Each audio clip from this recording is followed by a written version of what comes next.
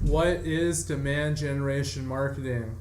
Demand generation marketing is basically to increase demand, increase the amount of people that are aware of a niche product or service that you have, to increase the amount of people that are interested in it, to ultimately down the road long term increase the amount of customers that you get from it. So there are some businesses where this doesn't really apply to them. For instance, if you have a taxi business, you don't really need to increase demand. You know, if somebody needs a taxi, they'll go on Google, they'll look for a taxi to go pick them up.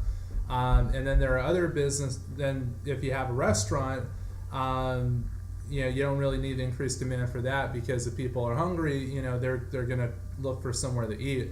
But there are other businesses that are out there where they have unknown services and products, stuff that people aren't really aware that exists. For instance, if you're a software business and you create a brand new piece of software that people don't know about, you might need to increase awareness on what you do in order to create demand. Because how is somebody going to go to Google and look for what you do if they don't even know it exists? So for a software business, they might need to advertise like banner ads to increase awareness, to let people know, like, hey, we're out here, we can help you out, we have a solution. If you're an inventor and you have invented a new product, people aren't going to know that it exists yet, so you got to increase people's awareness. Internet marketing is another example where there's constantly new stuff that comes out that people are not aware of, so sometimes it's good to have a banner ad that's out there to let people know that it exists, to increase the demand and increase the odds of somebody wanting to look for it.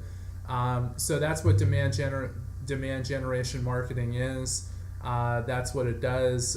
If you have a niche product or a niche business that people are not aware of, it's a little harder to get customers for it and to make money off of it, because it's something that's not out there that everybody knows about, that causes people to search for it.